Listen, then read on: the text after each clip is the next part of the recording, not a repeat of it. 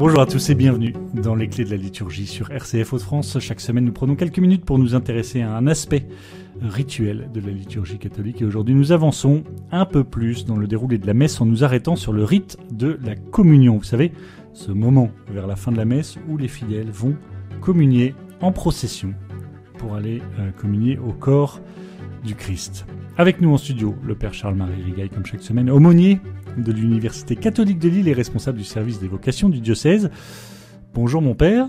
Bonjour Arnaud. Merci d'être avec nous, fidèle. Avec joie. Au poste, derrière le micro, pour nous donner quelques éclaircissements, quelques lumières sur justement ces rites qui composent la liturgie catholique et en particulier la messe. Alors le rite de la communion, on pourrait se dire, ah ça y est, c'est le point d'orgue, c'est le moment tant attendu des fidèles.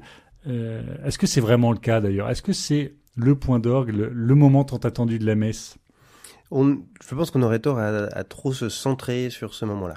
Il est évident que l'Eucharistie est un ensemble et que c'est le chemin que nous faisons ensemble qui nous donne Dieu, qui nous donne le Seigneur, et pas trop se concentrer sur le moment de la communion, qui est effectivement un sommet au milieu de ce sommet, mais qui ne peut avoir sa valeur que parce qu'on a fait le chemin avant, vous voyez. Et par exemple, certains pourraient se dire, mais du coup, est-ce que je pourrais pas juste communier ?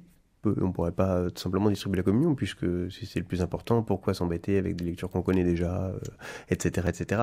Eh bien non, le chemin est à faire ensemble, et c'est toute la route qui nous conduit à cette grande rencontre qu'on a dans l'Eucharistie. Mais ça fait partie de l'ensemble, mais ça ne peut pas être le tout. Alors justement, ce rite-là de la communion, il commence par une phrase bien particulière, et j'aimerais que vous nous aidiez à la comprendre.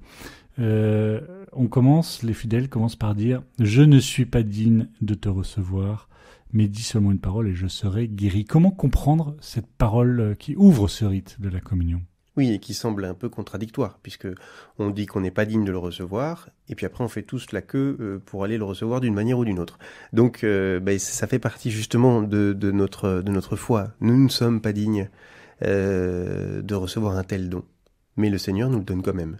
Et c'est ça notre joie, c'est que évidemment par nos propres mérites, nous n'y avons pas accès, mais le Seigneur ne s'appuie pas sur nos mérites. Il l'a donné gratuitement, et ça rappelle justement à tous que c'est pas un cadeau sous condition, c'est pas quelque chose qui se donne parce que nous avons été bons.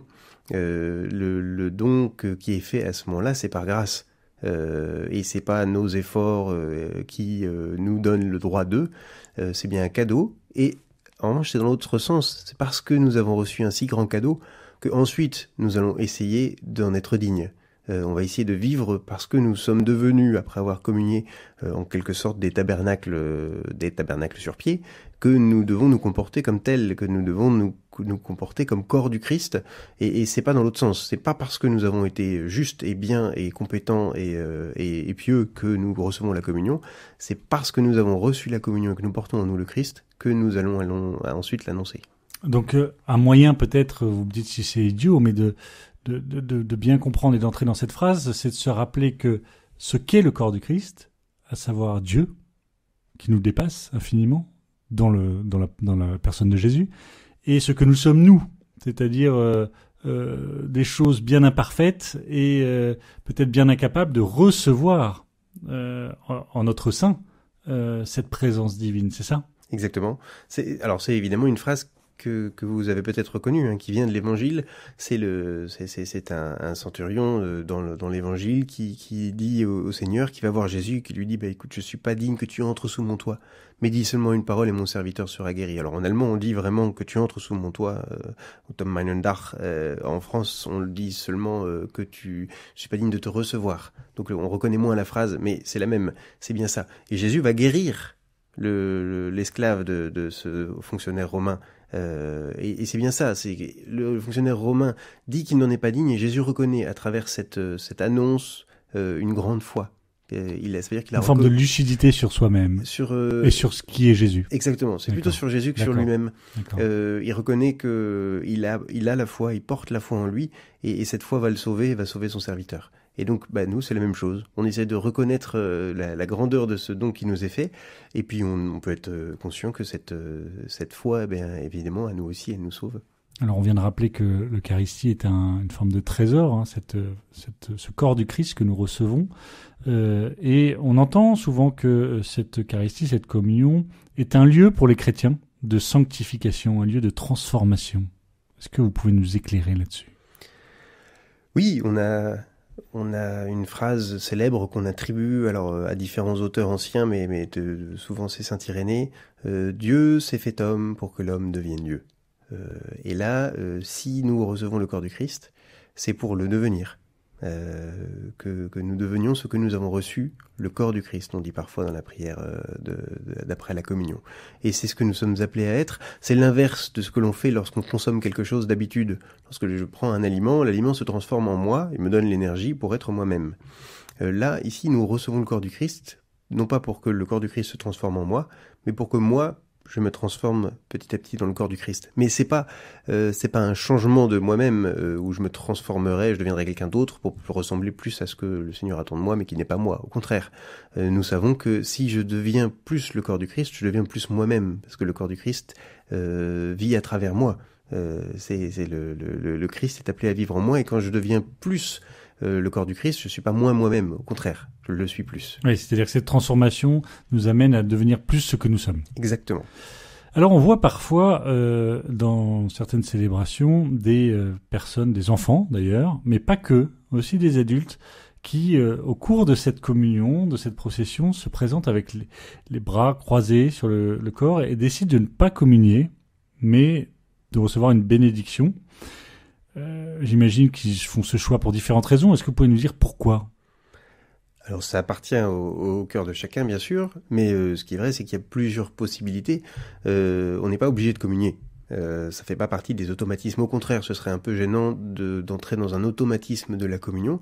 Comme je vous l'ai dit, il faut pas attendre d'en être digne. Parce que sinon, on ne communiera jamais, puisqu'on ne sera jamais digne. Personne n'est digne par lui-même de communier. Ça, c'est clair.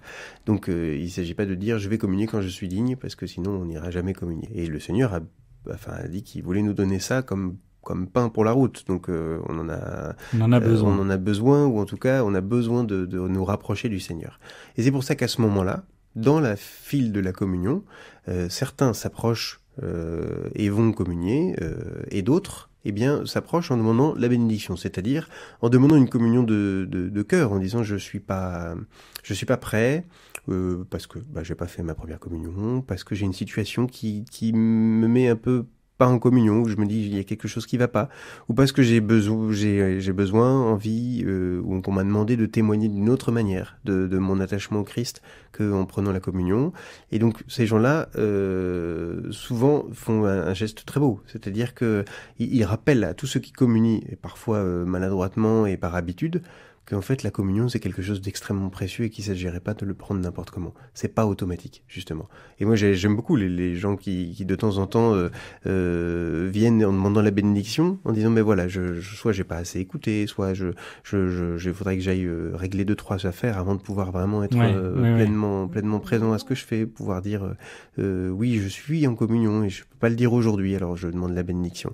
Il y a toujours un peu cette tension.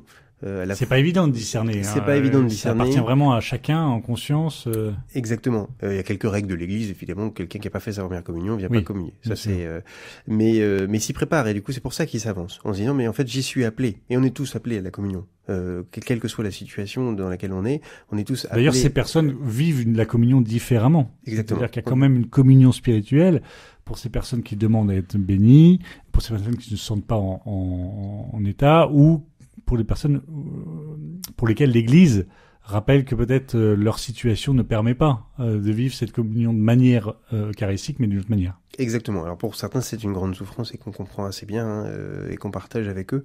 La communion de désir que vous évoquez, cette communion spirituelle, elle nous rappelle que le Seigneur n'est pas limité par les espèces du pain et du vin. Le Seigneur se donne bien d'autres manières, et évidemment pour l'Église de la manière habituelle, il se donne à travers son corps dans le pain consacré, mais le Seigneur peut se donner aussi de plein d'autres manières différentes, et à nous de reconnaître la richesse du Seigneur qui peut se donner aussi à travers sa bénédiction.